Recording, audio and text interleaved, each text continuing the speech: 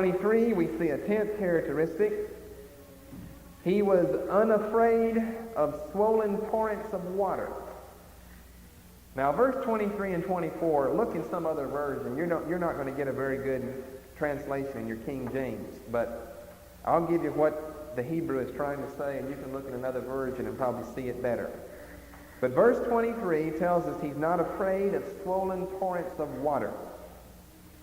Behold, he drinketh up a river, and hasteth not. He trusteth that he can draw up Jordan into his mouth. Now, that's not a very good translation. What it's saying is he's not afraid if the whole Jordan River tries to overflow him. He can stand right in the midst of it. He's that big and he's that strong. By the way, notice it uses the Jordan. He must have lived in Palestine, too. He would have been an animal that had to live in Palestine, not somewhere else. Then finally, verse 24, your margin is a little bit better here than your text in King James. But the Hebrew tells us he's totally uncatchable and untrappable. He couldn't be caught and he couldn't be trapped. Well, now do you want to guess what it was? Some of you, I'm sure, already know. If you've been looking on your chart, you've got a picture of him. If you'll get your chart on the 5 worlds, which right away now introduces us to the subject of dinosaurs, because the Brontosaurus, which you have a picture of, fits every condition here. Therefore, that's what I believe the animal is. You look up at the top of the one on the 5 worlds of history and science and whatever the other thing, prophecy is. Look up at the top. Now, you look at the size of that animal, and you look at that man standing beside him there. I mean, if he doesn't have a tail like a cedar, I don't know what does. You see how long his neck is? He can wade way out in marshes and just drink gallons and gallons of water up, and he could also go up into the mountains. Now, I'm going to pass another picture of him around. It's a drawing of someone, but it's a little more, it's more picturesque than the picture that is here. And this is a fearsome-looking creature. Remember, he didn't eat meat, though. He was herbivorous. But if you'll take this, brother, and pass that around, hopefully you can all get a look at this fellow, because that is an unreal creature. Now, he weighs many, many tons. And archaeologists have found the bones of this animal in I don't know what museums, but Chicago or New York or somewhere, have pieced the animal together, and you can actually see what the Brontosaurus looks like.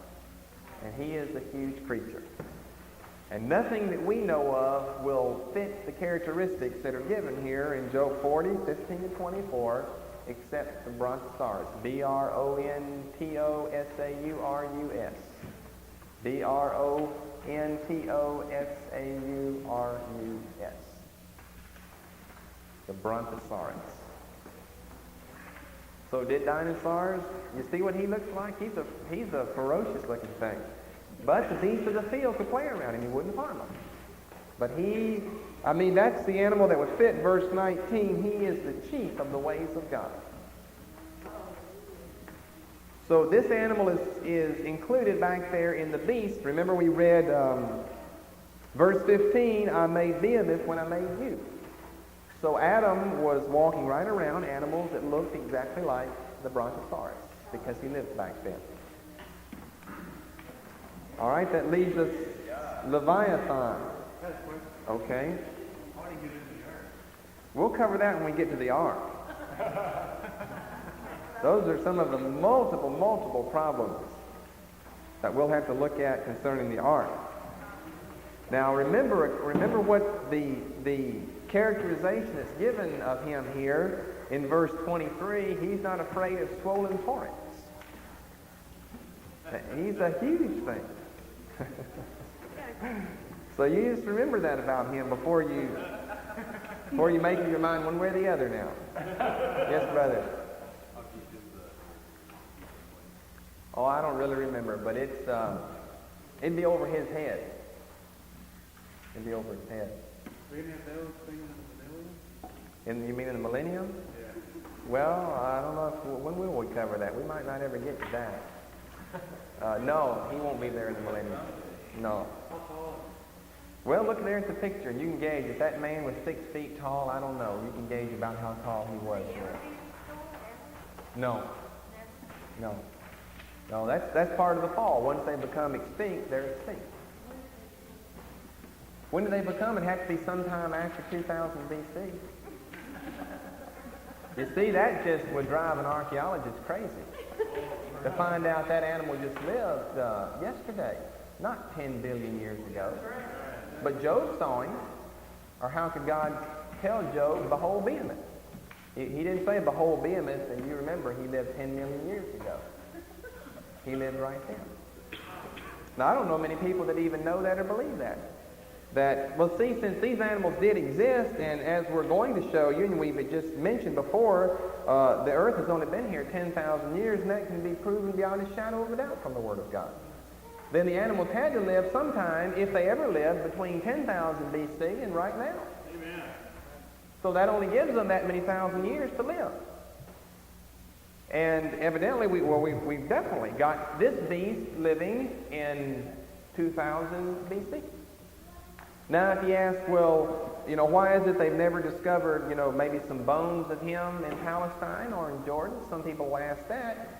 You've got to remember this, or not remember it, you may not even know it, that the lion, remember, you do know the lion inhabited Palestine. Samson fought with the things and stuff like that. There are not any in Palestine, and a bone of a lion has never been discovered in Palestine. They've never discovered a bone of a lion in Palestine. And we know they lived even after the creature here. So you see, once the bones got down in the ground, and I'm talking about after the flood and not before, they simply disintegrated. It's only the animals that died before the flood, or during the flood, that we have the bones and the fossil remains up. But see, fossils simply aren't being made today, and that is 99 and 9/10% true statement. Fossils are not being made today. They can't be made because the right conditions aren't here. A fossil is very rare, one that's being made today. So don't let anyone hoodwink you on a subject like that, because they most definitely will try to. But the Bible tells us that Behemoth was living in 2000 B.C. Now, see, we're just not given a whole lot of information about this creature, and that's why we don't know exactly when he became extinct. That would be interesting to know. But he became extinct sometime after that. Maybe this was one of the last ones that was around. That's why we don't see him mentioned whenever the children of Israel come into Palestine, where he lived at this time. Maybe this was one of the last ones. I mean, when an animal becomes extinct, we sooner or later have to get down to the last one. Just like the wild ox there in Poland that died in the 1600s, pretty soon you get down to the last one. The ivory-billed woodpecker in this country, we're just about down to the last one of those.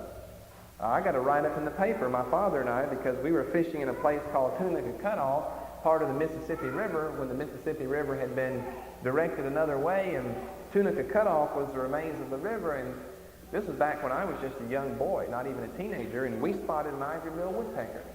And we called the University of Mississippi and several other places to let them know, because I had studied birds enough to know that now a pileated woodpecker, which looks a lot like an ivory bill, but it's got black rather than white on its wings, is fairly frequent in the South as long as you're in hardwood area and river bottoms, but an ivory bill is one of the rarest birds in this country. As a matter of fact, we are the ones who spotted the last bird that's been seen. Before that, one had been seen in Texas, and once we spotted the bird in Mississippi, this was, I forget what date that was, but many years ago. And as far as I know, that's still on record that the Rosses are the ones that spotted the last ivory-billed woodpecker that's, known to be alive in this country.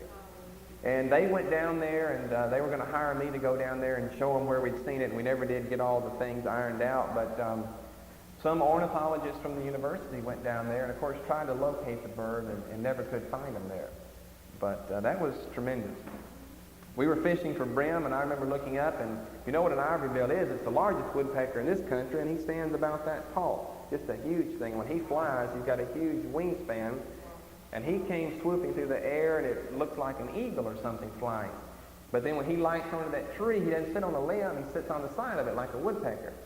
And he's got a bill like a drill, and he'll just drill a hole right through a tree while you sit there and watch the thing. It's not one of these little woodpeckers that peck and peck and peck, and you have to go shoot them because they peck on the side of your house or something. This bird would attack you if you ever tried to shoot him. He's fairly large. We had the other type that would get on we had gutters, metal gutters around the house, and they'd get on that and sound like a machine gun, rat-tat-tat on the side of those things. And we'd have to go out and shoot them to get rid of it. Well, any more questions on Behemoth before we come to Leviathan here? Okay, Leviathan takes up Job 41, but he also occurs 4 other times in Scripture. So 5 times in all. Job 3:8, Job 41, the whole chapter, Psalm 74:14, Psalm 104:26, and Isaiah 27:1. Now the word in the Hebrew means reed, or one that gathers itself in folds. That's about all you can get from the Hebrew is reed, or one gathering itself in folds.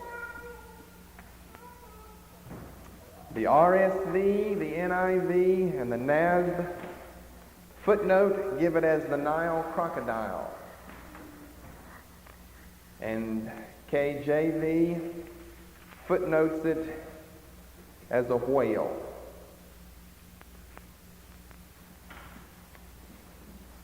Some characteristics. Number 1, from Psalm 104:26, he was created by God to play in the oceans, which means he was included in the Tannim of Genesis 1 and 21. He was a marine or an aquatic creature created on the 5th and not the 6th day to play in the oceans. Psalm 104:26. There go the ships, there is that Leviathan whom thou hast made to play therein. Again, they've left us with the word untranslated because they don't know what it is.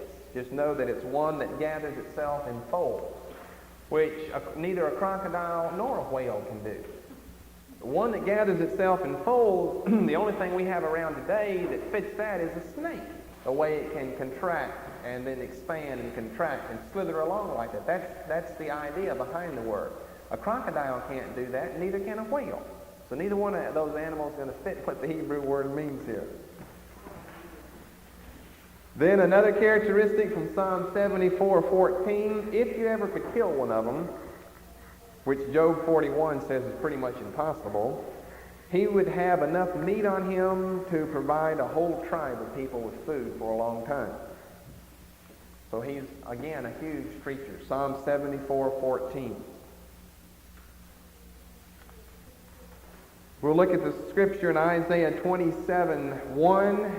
Here, it's simply used in a symbolic sense of evil to represent Babylon. In Isaiah 27:1. Now, the creature is real, but it's not talking about the creature here. It's just using him, just like Isaiah later uses the word Rahab to speak of Egypt. Here he's speaking of the evil of Babylon. In that day the Lord with his sore and great and strong sword shall punish Leviathan, the piercing serpent, even Leviathan, that crooked serpent, and he shall slay the sea monster that is in the sea. Because you see, Leviathan happens to be one of these sea monsters here.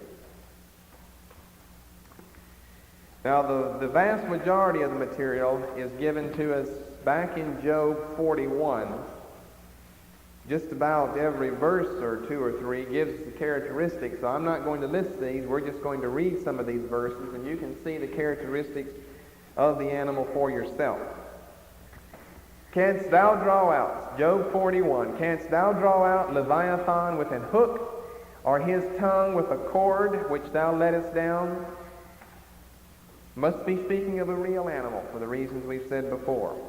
Canst thou put an hook into his nose, or bore his jaw through with a thorn? Will he make many supplications unto thee? Will he speak soft words unto thee? Will he make a covenant with thee? Wilt thou take him for a servant forever? Wilt thou play with him as with a bird? Or wilt thou bind him for thy maidens? Shall the companions make a banquet of him? Shall they part him among the merchants? Canst thou fill his skin with barbed irons, or his head with fish spears? Then down in verse 15, his scales are his pride. So right away it couldn't be a whale. It could be a crocodile because of the hide here. Shut up together as with a close seal. But notice verse 16. One is so near to another that no air can come between them. He has an impenetrable, indomitable hide of some type of thick, coarse scale that fits so closely together, no air can even get underneath them. And that's why he says earlier in verse 7, you couldn't pierce him with irons, and you couldn't pierce him with a spear. That's how thick he is. Now, of course, the way that you kill a crocodile is to get him turned over on his belly where he's just as soft as can be, and put a knife in him in his belly, and that'll kill him. Now, he's got a tough back that they make purses and shoes out of, but when it comes to his whole body, could you kill a crocodile or an alligator? Well, certainly you could. Get him turned over on his back where he's not the most agile creature, and then when he's got his soft skin turned towards you, plunge a spear into him, and that'll put an end to him. So, again, we're not going to look at all the characteristics that would rule him out, but there's one that would rule out both of those animals there. How did they hunt? How did they used to hunt whales? Why, shoot them with a spear out of a boat. That's exactly how they hunted the thing. So it couldn't in the world. There's no way it could be a whale here. Now, this is what they've given us here, that it means a whale, but there's no way that it can mean a whale. That's the very way they hunted that type of animal. Well, verse 17, speaking of the same scales, they are joined one to another. They stick together that they cannot be sundered. Now I want you to skip down to verse 19 through 21. I asked you this question before. Out of his mouth go burning lamps, and sparks of fire leap out. Out of his nostrils goeth smoke, as out of a seething pot or cauldron. His breath kindleth coals, and a flame goeth out of his mouth. You wonder where we've got the idea of dragons in the past? It's because they really did exist. That's what the Bible says. Fire-breathing dragons. You got to remember this, friends. On a lot of these animals like this, you take the Neanderthal caves in France, which are closed to the public now, but they used to be open. And this is dating from thousands of years ago, and they've got painted on the walls prehistoric paintings of all types of huge, strange creatures that don't exist today. Where did they get an idea of those creatures? They probably really did exist. Where do people get some of these legends, like a dragon that breathes fire out at people? Now, like I said, there are other ways, maybe a misconception or maybe a demon, but here's something where we can easily trace people's ideas about these fantastic creatures back to creatures which did, in fact, really exist. Now, when I asked you that before, you probably would have said, no creature existed like that. But what does it say here? A flame goeth out of his mouth. I mean, like I said, we have to look at the whole subject like this. If people in antiquity, before there were such things as comic books and televisions, believed in dragons that breathed out fire, where did they get the idea? You have to ask that question. Someone just didn't sit down. I mean, none of you dreamed that up. You saw that somewhere, and that gave you, now you've thought of dragons ever since then because you saw that somewhere. Now, if they had never seen it on television, they'd never read about it in a book, they'd never read about it in a novel or a story or some fantasy or epic or poem or short story, then where did they get the idea that such a thing really existed? They must have seen the creature somewhere. Now, this was a marine creature, not a land creature. What does he look like? We don't know. Some people have said that it might be the ichthyosaurus, but that animal is just a little bit too small and is too much like a fish. Since this animal's in the sea, We certainly don't have anything of his remains that have been left to us. But take your average picture of a dragon. Now, I know some of them, you got different types of dragons. You know, you've seen different pictures of them. But some of them look like a snake. They are a coiling reed creature that can contract itself and expand. And they can breathe out fire, too. And they have a tongue just like a serpent that can shoot out. Now, God didn't make the creature like this in the very beginning, some fire-breathing creature. He was a gentle creature like all others were. But after the fall, you've got the teeth of saber-toothed tigers, and you've got the claws of lions and bears. You didn't need claws before that. And you also have the fire of Leviathan, the dragon. Now, here's one place where it's certainly defined to translate the word dragon. You can continue to call him Leviathan if you want to. That's a Hebrew name. But verses 19 to 21 make it rather plain that a dragon is exactly what they have reference to. I have to read those verses again to make sure that sunk in on everyone. Out of his mouth go burning lamps, and sparks of fire leap out. Now, either God's just playing around and talking to be talking, or he's telling us the truth here. Out of his nostrils goes smoke. You've seen smoke come out of their nostrils. They breathe out some smoke out of their nostrils and then some fire out of their mouth. As out of a seething pot or cauldron, his breath kindleth coals, and a flame, that's where it gets specific, and a flame goeth out of his mouth.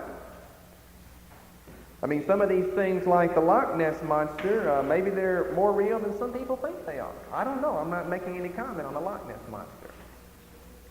But don't say that they don't exist until you've proven that they don't exist. And as soon as you can prove that the abominable snowman really doesn't exist, then that'll be fine. But until then, and it doesn't matter what people want to say about the abominable snowman, that he does or doesn't exist, or that those footprints, those weren't really made, someone conjured those things up. Have you ever been up there and looked for him before? And I haven't, so I couldn't say that he doesn't exist. You see, these animals have become extinct over a period of time. Maybe one of them still exists somewhere.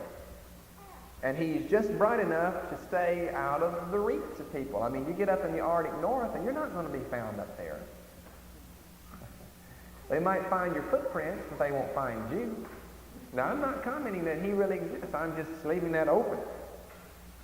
As we'll look later on, in the Paluxy riverbeds in Texas, there are real footprints of giant men and dinosaurs there that have been proven by scientists not to be hoaxes. They were really made. I'll bring pictures of those, and we'll talk about that in another message. But dinosaurs, in other words, really did exist. After all the word means is terrible dragon, and to this day on the island of Komodo in Indonesia, you have 1,000 of these 300-foot or 300-pound, 10 feet long, what?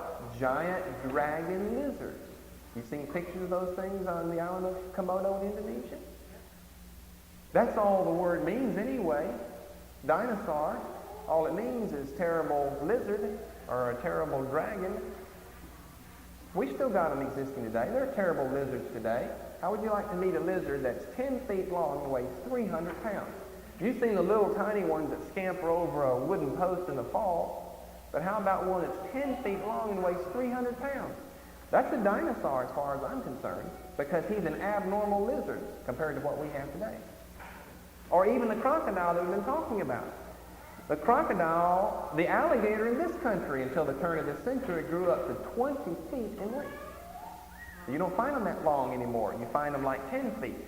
If you find an 11 or 12-foot alligator in Florida or in Louisiana, you found an extremely large one. Now you see, we've seen animals that have become extinct during our lifetime. Maybe this animal. Let's just say that the earth continues to exist for the next 2,000 years, and we get some educated people 2,000 years down the line, and they say, oh, a crocodile, that was a mythological creature. He never existed. Well, we've seen the things here. We've seen the alligators. Just because there's only a few of them, they're getting smaller and smaller in number and in size, doesn't mean that they don't still exist today. But just 80 years ago, we had alligators in this country that are 20 feet long. I mean, that is unreal for an alligator. And crocodiles still grow that long, wherever they grow over in Egypt, and they certainly don't live here. Well, let's go on and look at some more of the characteristics here. That means, Abraham and Job, they knew about Leviathan. They knew about Brontosaurus. They had seen these creatures before. Verse 24, it says, his heart is as firm as a stone, yea, as hard as a piece of the nether millstone. When he raiseth up himself, the mighty are afraid. By reason of breakings they purify themselves. Verse 27, he esteemeth iron as straw, and brass as rotten wood. In other words, that's what his fire out of his mouth can do. It'll destroy iron like straw and brass like rotten wood. The arrow cannot make him flee. Sling stones are turned with him into stubble. Darts are counted as stubble, and he laugheth at the shaking of a spear. Sharp stones are under him. He spreadeth sharp pointed things upon the mire. He maketh the deep to boil like a pot. Well, that sounds like a dragon coming up from the great deep. Water's beginning to boil, and here comes a hissing, fire-breathing thing out. He maketh the sea like a pot of ointment. He maketh a path to shine after him. One would think the deep to be hoary. Well, I'd agree with that. Verse 33, upon the earth there is not his like. Which, in other words, makes him the greatest of all things that God ever created, and the Behemoth, or the Brontosaurus, would be second behind him. Brontosaurus was the greatest land creature. Leviathan, or the dragon, upon the earth there is none like him, was the greatest marine creature, and that includes all creatures that was made. He beholdeth all high things. He is a king over all the children of Christ. Sister, did you have a question? As far as things that we do like the Bible commanded, and that Jesus will manifest himself, how could we tell or do we know? Like here, the Lord actually... We don't know. So it could be like... You'd have to see the thing and then kill him. And if you could kill him, he wouldn't be a devil then. I mean, if you saw the abominable snowman and shot him with a rifle or something and brought him back, we'd know that it wasn't a demon manifesting himself. We'd know that was a real creature. But if you shot him and he came after you, then it might be a demon.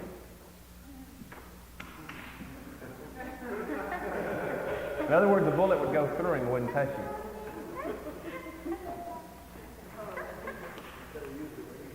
Yeah. That's the blood. That's for the blood in the name against abominable snowmen or things like that. Oh, I wish that these creatures were still around. Not so much Leviathan. But I'd like to see old Behemoth, though. I'd love to see a creature like that. Wouldn't hurt anyone. A creature that's neck could reach up to the top of this building here. That'd be amazing. That would just be amazing. Remember God who is so infinite in his creation, making all the stars and trillions of light years away? Then what's to say he is restricted to just, the small things we have here on the earth? Now, whale is the biggest thing we have around. But that's only one creature after all. What's to say that he was restricted in just making humans and cows and sheep and just little small things? Why not something about the size of this building here that could reach that high? Why, certainly it could, and he did. Now you see the things like the Piltdown Man and Nebraska Man, those have been proven to be a hoax, but you just don't come up with teeth that are like 2 feet long. If you find a tooth of an animal that's 2 feet long, that's some type of unusual creature there. And when you can find skulls that you couldn't even carry in a pickup truck, you know that's an unusual creature there. You don't just manufacture those things out of plaster of Paris or something. I mean, you could, but they'd spot that right away.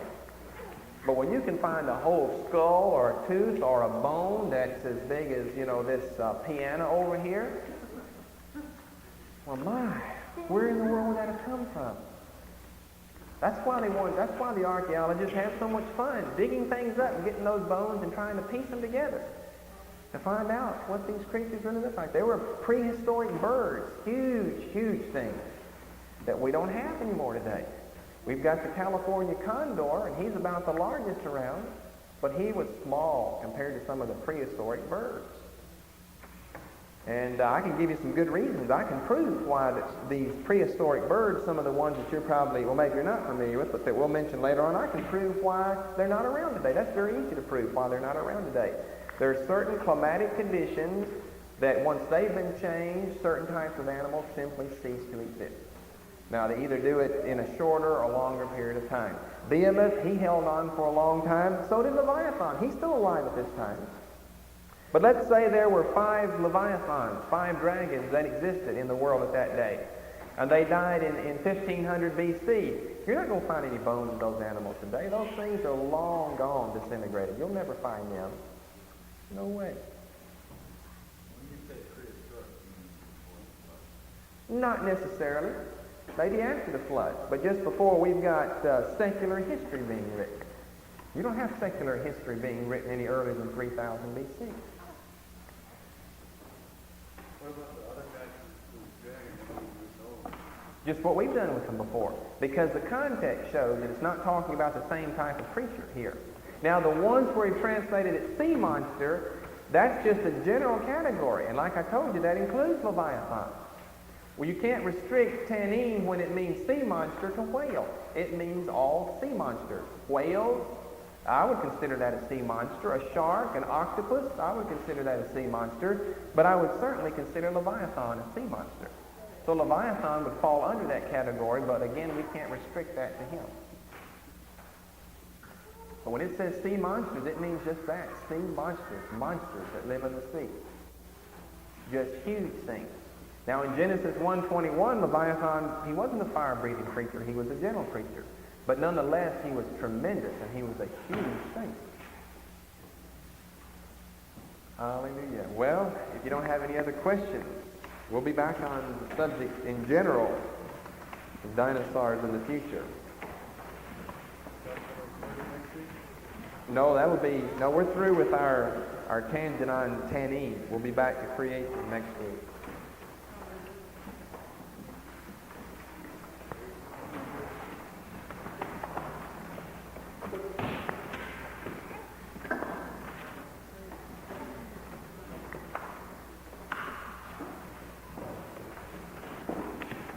Hallelujah.